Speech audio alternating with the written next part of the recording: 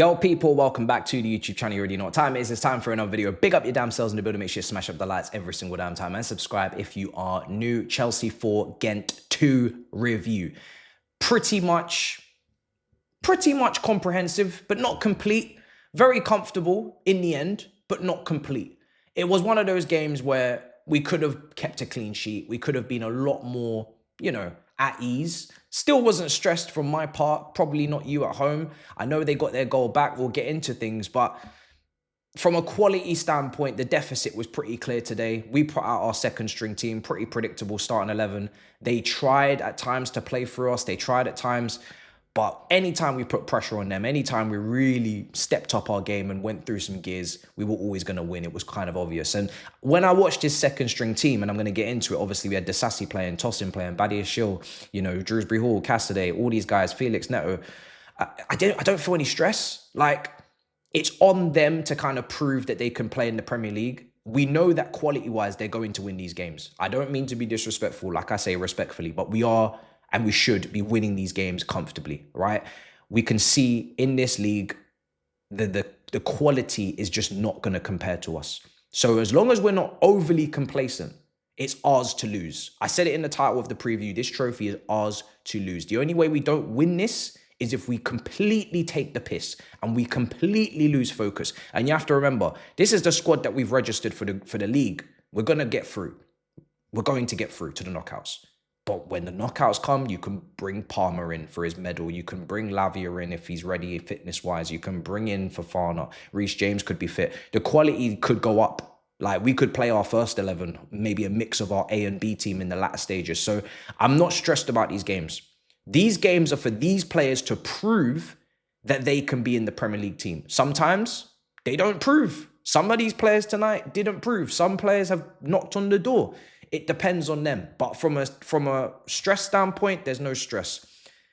Very predictable team, like I said. Anytime we applied serious pressure onto them, we could regain control. We could regain possession. We could get our foot back on the ball and keep things ticking. I do feel like we should have kept a clean sheet. Both the goals we conceded were arse. We'll get into that. But I was really impressed in the first half in particular. Let's start there with Mudryk. Mudryk on that left-hand side. And I'm going to mention him in isolation first because there's other players that played well in that first half, but he was the one that surprised me more because we know we haven't seen the best of Mudryk. We haven't seen much from Mudryk. Just little patches here and there, Barrow assists. But this game, brilliant. I'm actually ready to say he was our best player. Maybe I'm missing someone out, but I just want to give him that extra credit. He should be doing it against this level of opposition, but when he does it, credit where it's due. The crossing, on point today. 1v1 with his fullback, on point. Weight of pass, on point. Delivery, decision-making, on point. Everything was on point. He was oozing with confidence. He was trying to run the game from that left-hand side. Whenever he received the ball, he was making the right decisions. Good link-up, good everything. So I was really happy with Mudryk. I think in the first half, he was fantastic. More than deserved his assist. Could have really even scored a goal in the second half, just past the post. He would have deserved it. But he went over to that right-hand side where Neto in the first half, for me, could have been better. He was trying to create chances on the dribble to the byline with cutbacks, but his shooting, Neto, in that first half was very scuffed and could have been much better. Whereas Mudryk, when he went over there for that one instance, lovely looping cross into Renato Veiga, and it's 1-0, and it's a fantastic finish. And Chelsea are on their way, and we should really be cruising. So I was really happy with him. Renato Veiga backing him up. Wonderful header, like I said, at the back post. Just let the ball arrive, guided it into the far corner, into the side netting. Fantastic. There was some moments, Felix in the half space, in the pockets. He's fantastic at receiving the ball under pressure. He's fantastic at... It's almost like the more condensed and the more complex the space is and the situation is for Felix, the better he is. Like, if anything, when there's too much space or there's too many options, that's when you might get a moment of, oh, damn, why didn't he do this? Why didn't he do that? But when he's actually got no space whatsoever, that's where you see the best of him. So he had a few little moments here and there. Drewsbury Hall, obviously confidence builder for him. We'll get into it. Cassidy doing well in the midfield. But like I said, we get the second goal. We're cruising. Second half now. Early goal. Pedro Neto scores right after the restart. Lovely little finish at the back post. Over the keeper. We're looking good. Defensively, 5 minutes, 4 minutes later, why are we conceding? Why are we conceding from this cross? The ball goes out to the right-hand side and there's nobody closing down. He's got all the time in the world to pick it out. And I'm telling you now, with 3 centre-backs, the defence don't get any sort of... They don't come out of this game looking good at all. I was actually starting to get really happy with Tosin's line breakers and whatnot, but I'm sorry. Conceding 2 goals in this game, you lot are not coming out of here looking good, because both the goals were shambles. When you got 3 centre-backs on the pitch, which is over-conservative in a way, right? It's a little bit cautious from us. We could have, we didn't have a right back in the end, but usually against this caliber of team, you expect a right back, overlap, something else, something more from an attacking standpoint. These men are allowing this guy to have a free header in the box.